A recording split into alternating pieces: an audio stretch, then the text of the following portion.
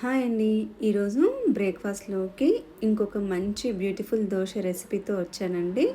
చాలా బావుంటుంది. 2 దోసలు తినగానే మనకు కడుపు ఫుల్ అనిపిస్తుందనమాట. సో, ఈజీగా ప్రిపేర్ చేసుకోవచ్చండి. ఈరోజు ప్రిపేర్ చేసిన దోస అలసందలతో చేసిందండి. చాలా బాగున్నాయి.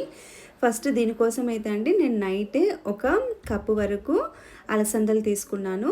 1/4 కప్పు వరకు బియ్యం తీసుకున్నానండి. 2 టేబుల్ స్పూన్ల వరకు శనగపప్పును వేసుకున్నాను అంతే. వాటిని 2 సార్లు బాగా వాష్ చేసేసుకొని వాటర్ వేసేసుకొని మనము నైట్ అంతా సోక్ చేసుకోవాలి. మార్నింగే ఇలా ఒక మిక్సీ జార్లోకి మనం నానబెట్టుకున్న అలసందల్ని, 1 ఇంచ్ అల్లము, 2 పచ్చిమిర్చి, కొంచెం జీలకర్ర వేసేసుకొని తగినంత వాటర్ కూడా వేసేసుకొని బ్లెండ్ చేసేసుకోవాలండి అంతే. సో, దోస బ్యాటర్కి తగినట్లుగా వాటర్ వేసుకొని ఇలా మిక్సీ పట్టుకుంటే సరిపోతుందండి. ఇలా ప్రిపేర్ చేసుకున్న దాంట్లో కొంచెం సాల్ట్ కూడా వేసేసుకొని బాగా కలిపేసి పక్కన పెట్టుకోవాలండి. సో, దోస బ్యాటర్ ఇప్పుడు రెడీ అయిపోయింది. ఇందులోకి మంచి స్పైసీ చట్నీ చూపిస్తున్నానండి. అది కూడా టమాటా పల్లీ చట్నీ అనమాట.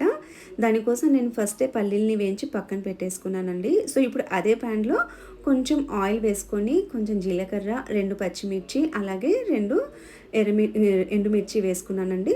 అది మాత్రం మీ కారానికి తగినట్టు, మీ టేస్ట్కి తగినట్లు వేసుకోవాలి. తర్వాత 2 మీడియం సైజ్ టమాటాలని వేసుకున్నానండి. అలాగే ఒక చిన్న ఆనియన్ని కూడా తరిగి వేసుకున్నాను. సో, ఇవి బాగా మగ్గించుకోవాలండి. టమాటా బాగా మెత్తబడాలి. తర్వాత అందులోకి కొంచెం పసుపు కూడా వేసేసి వేయించుకున్న తర్వాత స్టవ్ ఆఫ్ చేసేసి ఈ మిశ్రమాన్ని చల్లబెట్టుకోవాలండి. ఇది చల్లగైపోయిన తర్వాత ఒక మిక్సీ జార్ తీసేసుకొని అందులోకి వేయించుకున్న పల్లీలు వేసుకోవాలండి. అలాగే మనం చల్లబెట్టుకున్న ఈ టమాటాలని కూడా ఈ మిక్సీ జార్లోకి వేసేసుకోవాలి. ఇలా మార్చుకున్న తర్వాత ఇందులోకి కొంచెం చింతపండు, అలాగే రుచికి తగినంత సాల్ట్ కూడా వేసేసుకొని మనము మిక్సీ పట్టుకోవాలండి. ఇందులోకి వాటర్ అవసరం లేదు. సో, టమాటా బాగా మగ్గిపోయింది కాబట్టి ఆ వాటర్తో టమాటాలో ఉన్న గుజ్జుతోనే మనకు మంచిగా వచ్చేస్తుందండి. మీకు కొంచెం లూజ్గా కావాలనుకుంటే వాటర్ వేసుకోవచ్చు అంతే. సో, అలా మిక్సీ పట్టుకున్న తర్వాత పోపు పెట్టేసుకుంటే మన ఈ పల్లి టమాటా చట్నీ రెడీ అయిపోయినట్టే.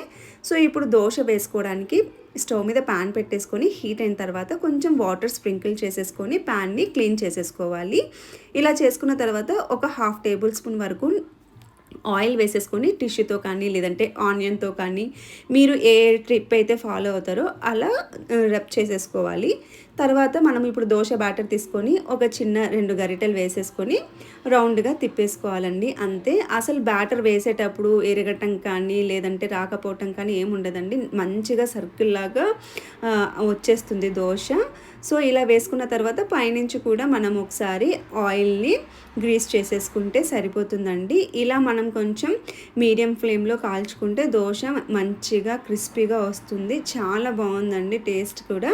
సో, ఇలా తిప్పేటప్పుడు కూడా రాకపోవడం అనేది ఏమీ లేదు. మంచిగా ఫ్లిప్ అయిపోతుంది దోస కూడా.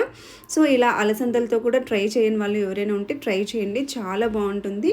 హెల్త్ వైజ్ కూడా చాలా బాగుంటుందండి. ఇప్పుడు ప్రోటీన్ ఫుడ్ అని అందరు అంటున్నారు కదా, అలా అలసందలతో కూడా దోస చేస్తే చాలా బాగుంటుందన్నమాట.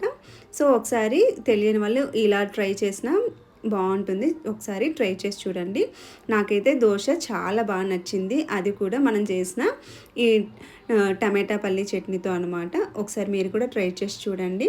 ఒకవేళ నచ్చినట్లయితే నా ఛానల్ని ఫాలో అవ్వండి. అలాగే ఒక చిన్న లైక్ చేసి షేర్ చేసి సబ్స్క్రైబ్ చేసుకోండి.